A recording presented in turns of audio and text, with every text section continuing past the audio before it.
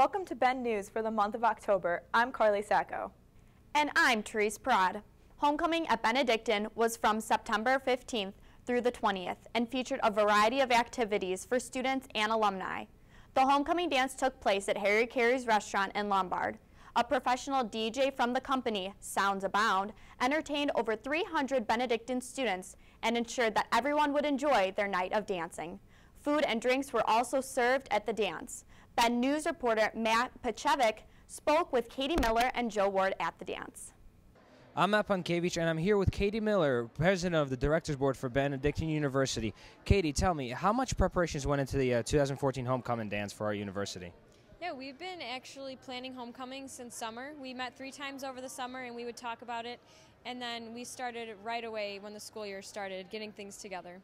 Can you tell me more about the details that went into the whole planning process? What exactly did it include? Yeah, you know, we had to go over what we wanted on the menu, any decorations we wanted, centerpieces, and then obviously selling tickets is a major portion of it. So about the financial, outtake from all this to plan the homecoming, how large would you say it actually is? Well, our homecoming, the great thing about it is that it's cheap for the students. So Programming Board really wants to make that our mission, that we give the students something cheap or free that they can do on campus. So homecoming is a great event because you're getting a 3-course meal for $10 a ticket. You can't even get that at fast food half the time. So that sounds like a great price. So tell me, with all the planning and everything that went down, when it came to music, how'd your selection go for it? Well, we have great DJs at our dances, so we really try and listen to the students on what they thought of the DJ, so we know if we need to change it for the next dance. So we kind of do a lot of that. It's really feedback from the students. When it came to choosing the venue for this event, how did you go about choosing that? Well, we've gone to Harry Carey's for the past few years for homecoming because it really can accommodate our amount of students at like a great price. So we try and save our venue change every year for spring ball, which is in the 2nd semester, and that's the one where we go to the city. And so Harry Carey's is the perfect location for homecoming because it's simple and it's close to campus. So all in all, if you had to sum up the turnout of this year's homecoming, what would you say? We have a great amount of students here. Benedictine students always like to have fun, so I'm excited. All right, well, thank you very much for your time, Katie. This has been Matt for Ben U News. Hi, I'm Matt, and I'm here with Joe Ward, the student body president. Joe, we're looking at today's homecoming. What's the one word to sum it up? Awesome. It's a great environment. It's a great way of bringing all of us as Benedictine together here at Harry Carey's in Lombard. It's just a great place. It's a great environment. So it's just awesome. So in your words, would you say it's a successful turnout with the amount of people that are here? We're expecting a huge turnout. It did sell out earlier this week. So we're hoping all the students come, have a really good time, and hopefully it's one of the best homecomings we ever experienced. Fantastic. All right, thank you for your time, Joe. I'm Matt with Ben News. Benedictine University hosted their annual homecoming parade on Friday, September 19th. This annual parade, put on by Danny Toronto, consisted of clubs and athletes coming together to promote themselves and the projects that each club is doing this year. Along with the clubs, each of the housing buildings designed a car for the parade. The Eagles' Cole Strelo talked with participants about the parade. Hi, Cole Strelo here with Joe Ward, student body president. Joe, what were some of the preparations you had to go to get in the parade here? Well, we had to register with the development office, let them know earlier this week that we wanted to participate in the parade. And then on a Thursday night, last night, we all had a preparation in the parking garage on the 4th and 5th floor. So it was a lot of fun, a lot of good bonding. It's a great thing. Did you enjoy being in the parade today? I love it. It's kind of bittersweet feeling, though, because it's my senior year. It's my last one. But the environment's great. School spirit's great. It's great people. I'm blessed to work with such great students here. All right, thank you. I'm Cole Strelo with Ben U News. Cole Strelo here with Alexis Weidley, a Benedictine cheerleader. Lexi, how did it feel to be in the Benedictine homecoming parade? It was awesome. It was so much fun. It was a lot of fun just going out with some of the cheer team and the football team and all the other sports. Are you ready for the homecoming game this Saturday? Yes, definitely. I'm super excited. Thanks for your time. I'm Cole Strelo with Ben U News.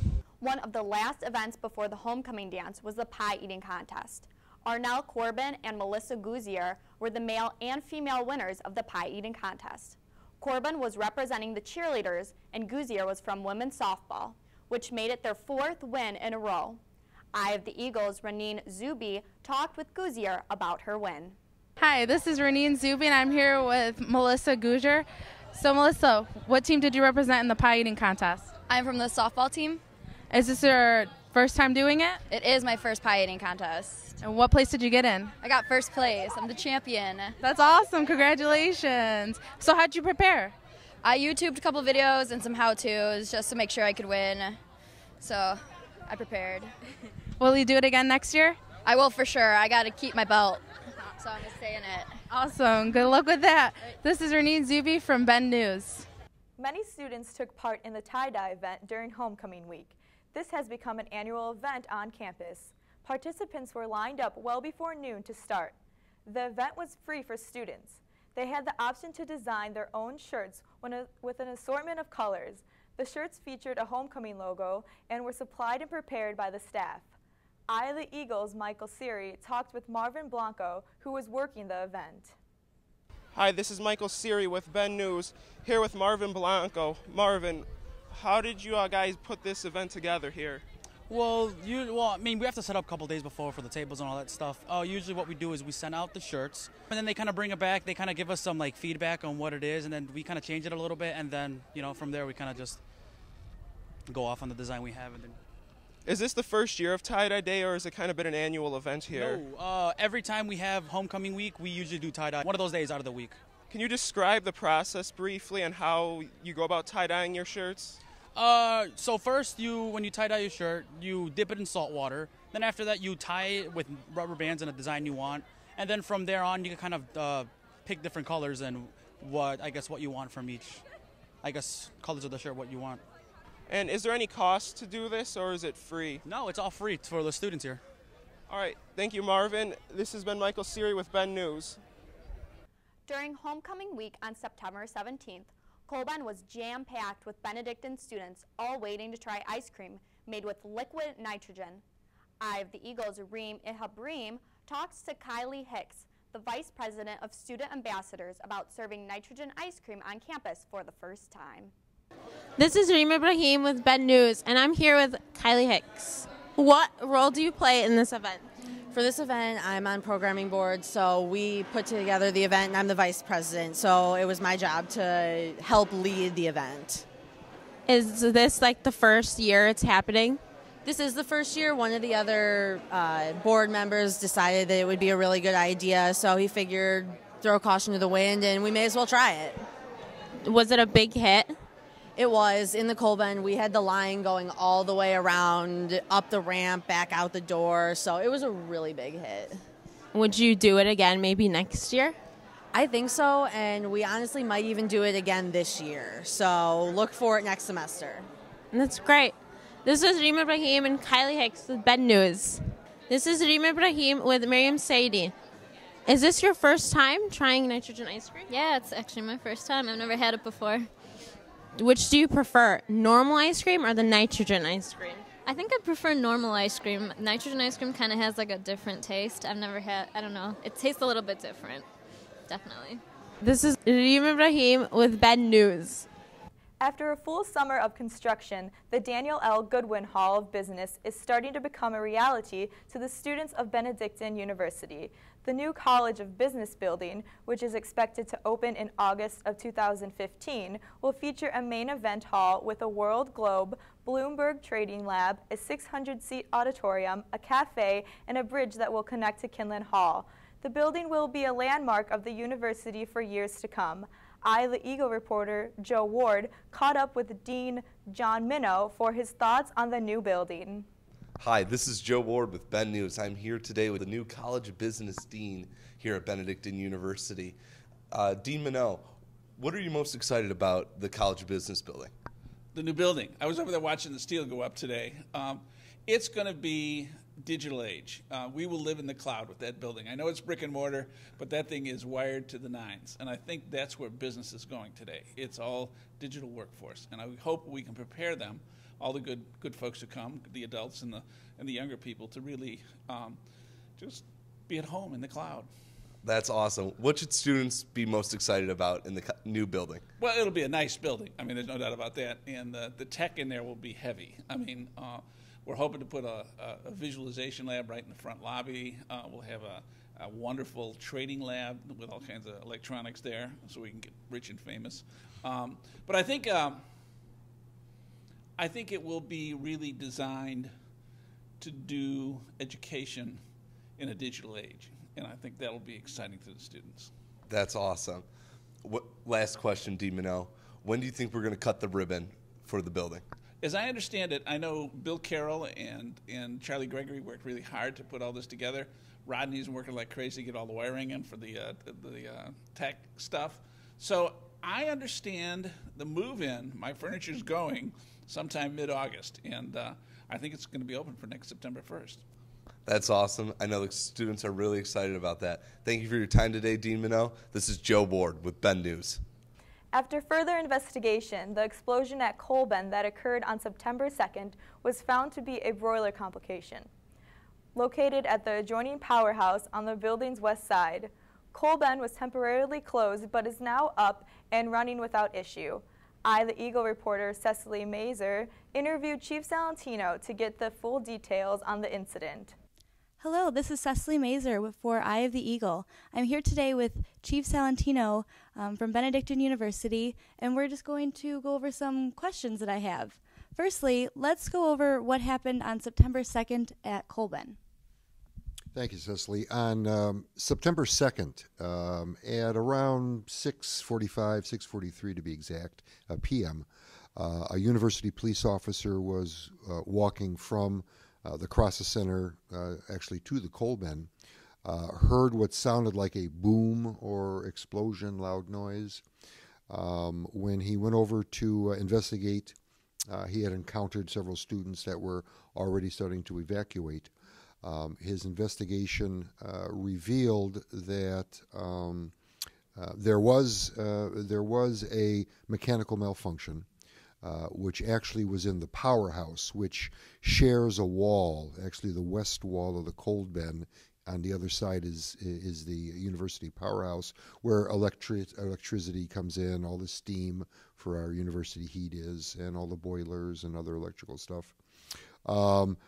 The investigation determined that, in fact, a motor, electrical motor, that was attached to one of the boilers were off because it was September. We weren't pushing any steam at the time. One of the motors had failed.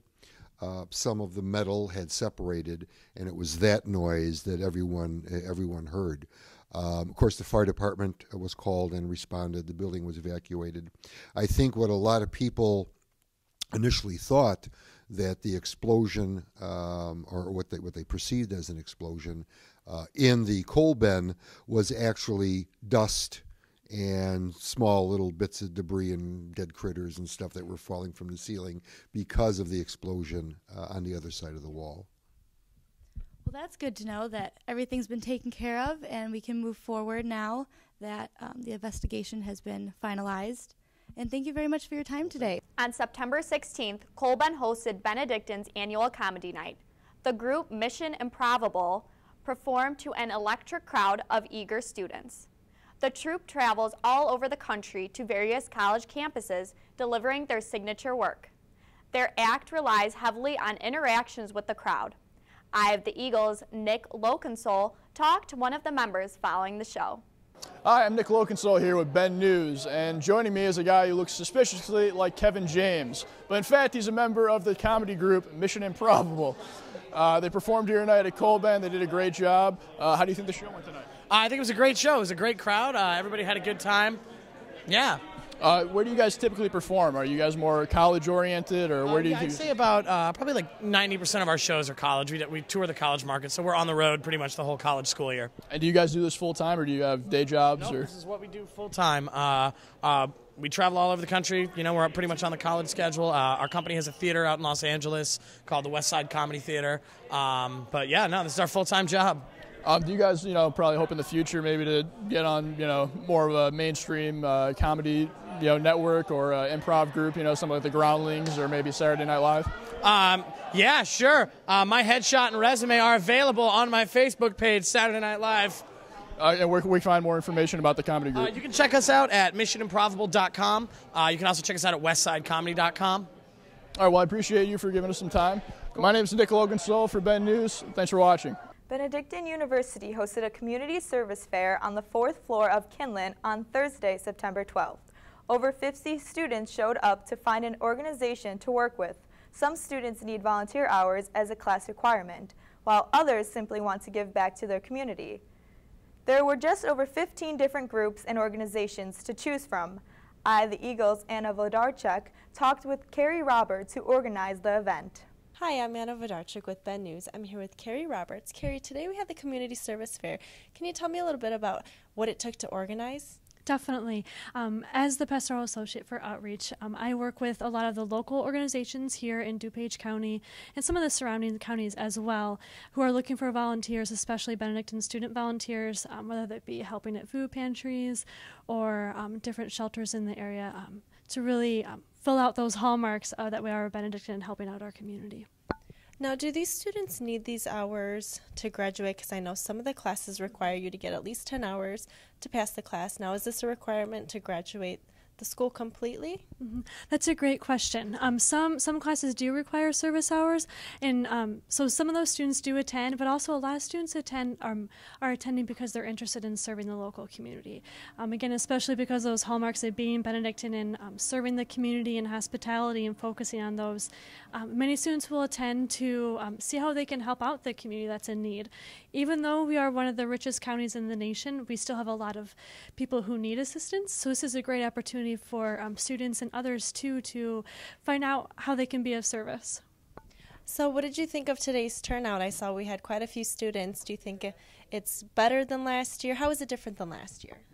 It was a really great turnout. I think what I appreciated from the difference between this year and last year is there were new organizations that were here who weren't here in the past. The new organization that was here was Chicago Youth Program. They came today, and they were really excited to come to the new community service fairs in the future, too, and continue that relationship. So while today we had a lot of students here, we also had a lot of new organizations that were present, too. And while these students are helping out with these organizations, do they correspond with you? What are their opinions of the Benedictine students that work with them? They speak very highly of all Benedictine students. They always get very excited when they hear from me, knowing that they will have Benedictine volunteers at their organization. So Benedictine has made a great impact in the community, and students have done a fantastic job at serving. Thank you so much for your time, Carrie. Thank you. I'm Anna Vodarchuk with Ben News. Benedictine University's UNICEF organization hosted its 3rd annual water walk on Saturday, September 13th in front of the Rice Center. Those who participated in the events were there to raise money and awareness of the water campaign. The event involved participants racing milk gallons filled with water from the beginning of the obstacle to the end, representing the struggle of obtaining water in third world countries that do not readily have access to it. Ben News reporter Sarah Huck spoke with a yearly participant and with the president of UNICEF at Benedictine University, Sree Bodepudi. I'm Sarah with Ben News, here with Sree, who is the president of UNICEF for Benedictine. So tell us a little bit more about the event. What's happening here at the Water Walk?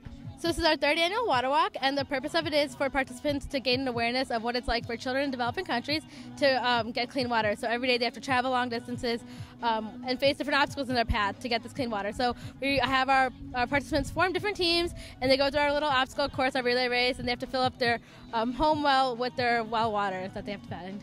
Are you guys raising money for UNICEF? What's going on? Yeah, so we are raising money for UNICEF. So we're collecting donations by having participants pay to be on a team, so giving a $30 donation. We also do have a raffle table. We're selling T-shirts. We have a lot of ways for people to contribute here. It's really good that you guys are raising such awareness for such a big issue. Do you guys have any more events planned for the rest of the semester? Yeah, so next month we will be having our UNICEF Trick or Treat event, and so we'll be giving our volunteers little trick or treat boxes and asking for spirit change, and just building awareness of UNICEF as an overall campaign. We will also have events every month, every semester, so we are very active on campus. Thank you. That's really good what you guys are doing. Thank you. I'm Sarah here with Ben News. I'm here with Marcus, who participated in the UNICEF Water Walk at Benedictine. So how did you prepare for such a good cause? I did a lot of stretching and a lot of cardio work. Have you participated in the water walk before? Yes, this is actually my 3rd time doing it, and I still find it so much fun. Was this year a little bit different from the years before? Yeah, actually, before, like, we just had to be the first ones to fill up the water jugs, and now we get a time limit, and whoever gets the most water at the end wins. So, Do you find it more fun this year than the years before? actually, yeah, despite the weather. It's a little chilly, right? It's a little chilly right now. Thank you. Thank you for interviewing with me. And those were the stories for the month of October. I'm Carly Sacco. And I'm Therese Porod. Coming up next, we'll have sports with Joe Ward. So Joe, the football team seems to be having a pretty rough start. Yes, they are, Therese. You're 100% right there. They're off to a little bit of a rough start right now, but we're really hoping they're going to be able to rebound and finish the season on a high note. We'll have that and more coming up on sports.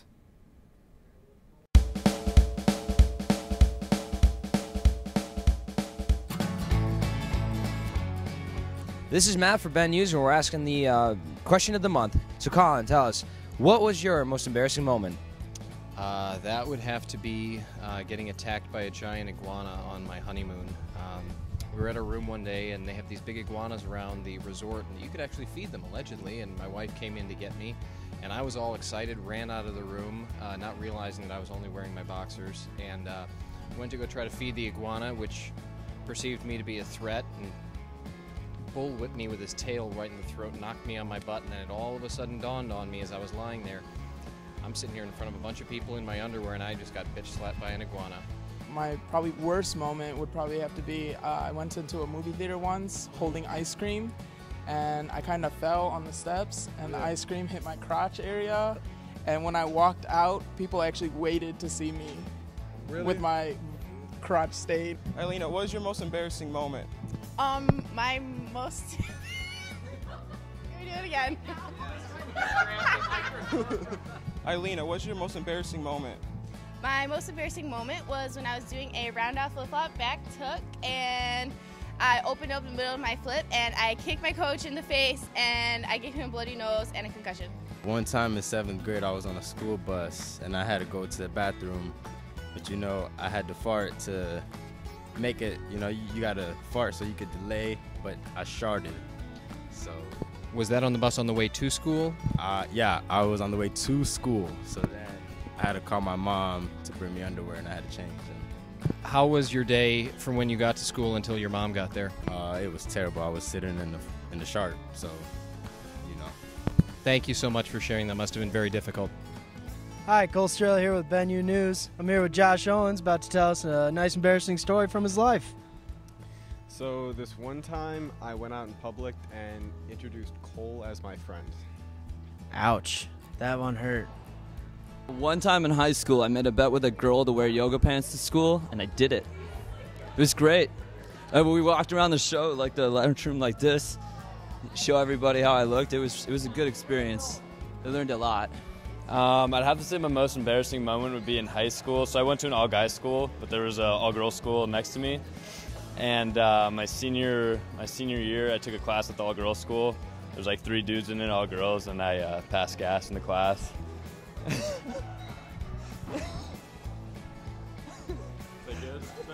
My most embarrassing moment would have to be when I peed myself during a recital. Thank you. One time, I was with my friends in Chicago, and I got dared to do something. So I had to run outside with no pants and no shirt on. Everybody got run for your lives! And it just so happened to be in front of a strip club. So then, there was some gentlemen and women screaming at me to take more off. It wasn't the proudest moment in my life, and that's nothing I would tell my parents of. That's it. What is your most embarrassing moment? When I wet my pants on the south lawn of the White House. I never had an embarrassing moment. Live your life without no embarrassing? No embarrassing. Really? My most embarrassing moment was graduating high school in 2011. I fell while walking up to get my diploma. Let's hope when you graduate from Benedictine, there's no tripping. Here with St. Benedict for Question of the Month. St. Benedict, would you mind sharing your most embarrassing moment with us? You're not going to share anything with us. All right, with a very reserved St. Benedict, I'm Colin York for Ben News.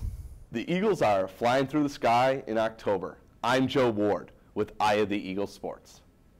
The football team came out strong against Adrian College September 20th at the homecoming game. Yet the strong effort wasn't enough to lift the Eagles to victory. The Eagles trailed by only 4 points at halftime, but couldn't muster up the strength to get past Adrian and lost 23-6. The loss drops Benedictine to 0-3 on the year. Tim Hendricks talked with senior linebacker Preston Mick about the hard-fought game. Tim Hendricks here with Eye of the Eagle. I'm here with Preston Mick. I just need to know, Preston, what's the mood like right now after a tough loss like that? We're all a little down. It's homecoming. Obviously, it's, not meant to be down. But, the thing was we fought with them the whole time. And just, turnovers, big plays and stuff. So what are the biggest takeaways you can have from a game like this forward from this week? We just got to come back next week. We got to buy. We got time to rest those injured players and get ready for counters. All right, thank you very much. This is Tim Hendricks, Eye of the Eagle. In men's soccer, Benedictine University hosted conference rival Dominican University on Tuesday, September 24th. Freshman forward Nick Capitanos found the back of the net midway through the second period for his 5th goal of the season and put the Eagles up 1-0. A few minutes later, senior midfielder Edgar Reyes would score on a touch from Capitanos, giving the Eagles a 2-0 advantage, but the Stars were not far from done, and a goal late in the period would cut the Eagle lead to 1. Ben U was able to hang on and secure the much-needed conference victory, thanks to a series of stellar late-game saves from freshman goalie Steve Mack. Ben News reporter Colin York has the story.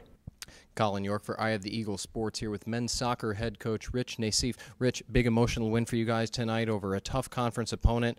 Tell me a little bit about how the ebb and flow went in the first half. It seems like you guys came out strong. Yeah, I thought we were on them. We played a lot in their end early in the game, and that was resulting in a few opportunities where we couldn't put something good on frame that the goalie had to make a save on. I thought the latter part of that half, we really struggled to kind of get the ball down and keep our composure, and ended up playing in our end a lot.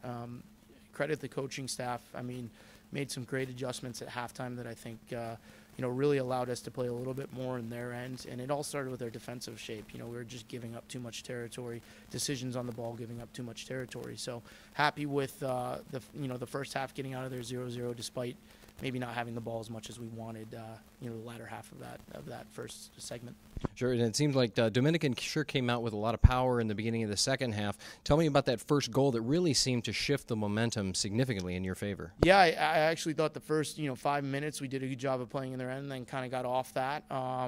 Steve has really done a good job with his distribution this year, and he put one right on Ante's head.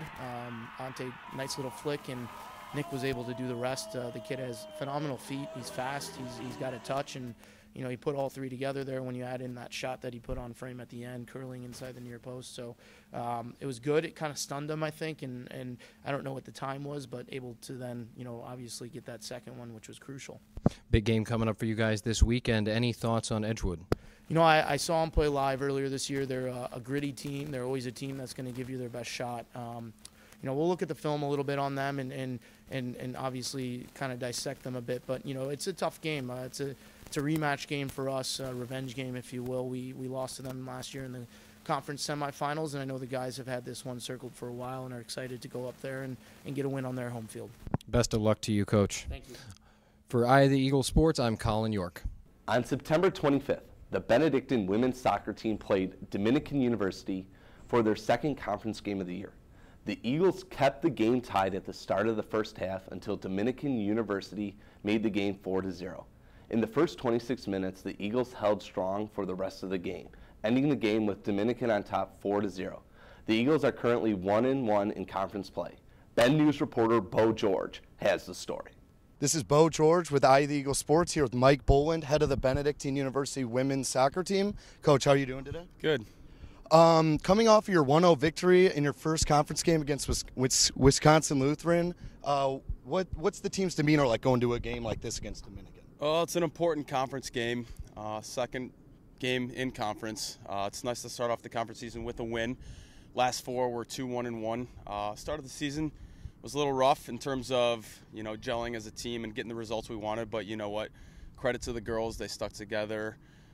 You know, the internal leadership of the captains kept everything steady, and we're in a good spot right now to come out, compete, and, you know, accomplish our goal of making that conference tournament and going from there. What are your expectations for the rest of the season for your team? Just to cap off that, we expect to make the conference tournament, you know, regardless of, you know, what our success has been in the past in terms of making that conference tournament, but that's the expectation, and we're in a good spot to do that right now. Great. Well, thank you for your time, Coach. This is Bo George with Eye of the Eagle. The Lady Eagles played their first home volleyball game of the 2014 against the Wheaton Thunder on September 11th. The Eagles are a lot younger this year, losing 5 seniors who played major roles for the team in 2013. Benedictine has played its first 10 games on the road or at a neutral site. Benedictine came into the matchup with a record of 2-8, while Wheaton's record was 2-6. The last time these two teams matched up, the Thunder beat BenU in 4 sets, 3-1. Ben News reporter Xavier Myers caught up with Andrea Leja after the match. This is Xavier Myers reporting for Ben News. I have Andrea Leja here from the girls volleyball team. They had a tough loss today. Andrea, how was this team different from last year's team? You know, we're just a lot younger, and we're still trying to figure some things out, but we're getting there. We're doing well, so I'm excited about the season. After a tough game, you guys took them, you know, to 5 games. What do you do to improve, you know, bounce back for the next game? You know, we just look at the positives from the game, and we go back in the gym tomorrow, and we work harder, and we get better, and we fix what we need to fix. Okay. So. For all the people who don't know, when is your guys' next game? We play next weekend. Next weekend? At North Central? Yes, at North Central. North Central. This is Xavier Myers. This is Andrea Leja. Ben News. That's the sports for the month of October. I'm Joe Ward. Go Eagles. Welcome to the Faculty Highlight of the Month. I'm your host, Therese Porod, here with Peter Seeley, who's the Department Chair of the Communications Arts field, and he is also celebrating 30 years at Benedictine University, so congratulations. Thank you. Can you talk about some of the awards and honors that you have gotten since you've been here? You mentioned a Distinguished Teaching Award. Yes. Well, that's the main one. I did get a service award back in the 80s, but last year I was honored to be co-named along with Dr. Al Martin of biology of the winner of the Distinguished Faculty Award. So that's an award you get nominated for, and people write testimonials, and students will send in information and so forth. Right. So I won that last year, my 30th year. So. Yeah, that is a great honor, and I also understand that, you know, on top of awards and honors, you're also an author. That's correct. To the Stooge book. Right. I wrote a book called Stoogeology, which is a collection of essays about the Three Stooges that I wrote along with some other colleagues of mine across the country, scholars. And the book is sold actually fairly well, and I use it for a course here at Benedictine called Stoogeology, strangely enough. Yeah. So, you know, I mean, I'm sure these are some of your favorite moments too, getting, you know, awards and recognized for your hard work. I definitely know that your students look up to you and have looked up to you over the years. What are can you pick out some key moments, you know, special moments here at Benedictine? Okay. Well, I think one of the most special ones I ever had actually didn't happen at Benedictine, but I had 2 students that were in several of my classes, mostly in TV production type classes, that asked me to perform their marriage ceremony. And so when they got married in 2007, I think it was, Mike D'Angelo and Sanem Tezkin asked me to become an ordained minister, so which I did, and I married them, and I've since performed another marriage as well. So, but that was quite a thrill for me. That was quite an honor. So yeah, that is so exciting. Yeah, and other than that, I would say in terms of things that have happened at Benedictine, it's mostly been sort of special things that I've had happen in TV production. I mean, we've done some crazy assignments and shows and things that were a lot of fun to do, and it's whenever I can be involved with the students the most that I have the most fun and the most memorable things that I've done. Right, and I know we all appreciate that, those of us who have taken TV production. And so, all right, so since we kind of talked about Benedictine, we're going to switch gears a little bit. Do you have you know, I know everyone's dying to know, do you have any hidden talents, any previous rap careers you want to talk about? Previous rap career. Well, you're probably referring to the rap song that we did last December that you were also a part of. From my mistakes, I hope you're learning a lot, but happy holidays and Merry Christmas, everyone. But actually, prior to that, I did write and perform 3 raps. They were called either the IBC Today rap or Eye of the Eagle rap. And so actually I did 4 of them. So, and plus a new wave song I wrote and performed. But I know there was no talent involved. It's just other than, you know, being able to be a little bit of a I think smart that has to take a little bit of talent. Perhaps. To my understanding, they had an alumni event here during homecoming week to celebrate your 30 years. You know, what was going through your mind at that time, and you know, just seeing everybody come back to celebrate you and all the hard work that you've put into Benedictine? Well, that's a real thrill, of course. I mean, we do these get-togethers in addition to just my being here 30 years. We just like to have our alumni get-together, but to have them come together for me like that was quite an honor. And an alum gave me a bottle of Patron to celebrate, so that made it even better, sweeter, so shall we say. So. Yeah, and it was nice to see old faces, and you know, kind of took you back in time a little bit for all your, you know, students who you had in the past. Because we had students going back to the late 90s that had shown up to that, and we had a smaller turnout than we normally do, but I got to see faces I hadn't seen in many years, and they were pretty surprised to see what our new digs look like in the TV studio. So yeah, I'm sure things have changed a lot over the years. years. Yeah. Some of them remember when we were in the basement of Lonick, so that things have changed a lot over the years as far as that goes. So you are connected with a lot of alum, and what is your hope for alum connecting then to students here now to help them kind of in their future and be kind of like a mentor and a reference for when they start their own careers? Okay. Well, as far as coming out for our alumni things, we don't get as many recent alums as we'd like to. We had a couple this last time, but I think for a lot of the students or a lot of the former students, they probably want to feel a little disconnected first before they come back.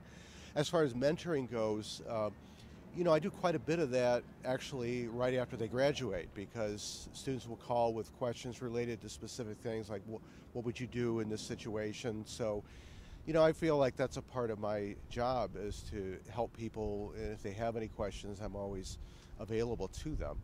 I don't think they, like when they're students, they really don't know what to ask until they get out in the real world and the working world and are looking for a job and so forth. And so, you know, we definitely would like to have some of our more recent graduates come around just so they can ask those kinds of questions. Well, thank you so much for joining us. Until next month, I'm Therese Porod.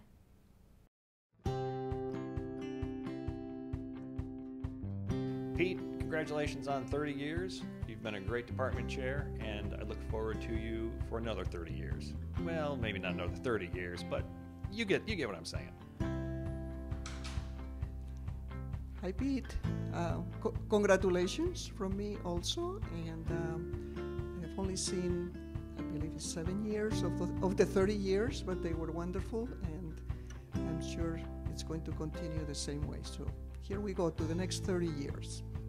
I'm Kevin Ivers, class of 2003. I'm very excited to be back here today, and of course also congratulations to Mr. Seeley, a wonderful teacher that I have fond memories of throughout my time here at Benedictine. So thanks for all the great things through video production, of course, as well as in general with your leadership through the Communication Arts Department. So thank you, congratulations, great to be here, and look forward to many more years to come.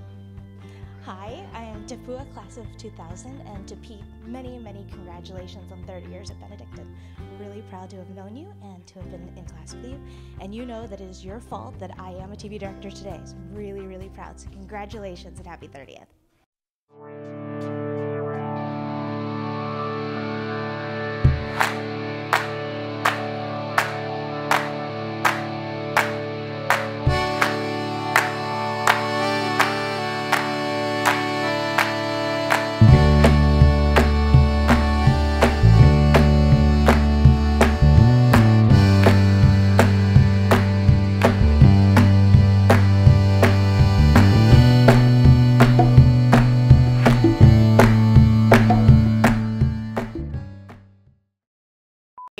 under tense to display that.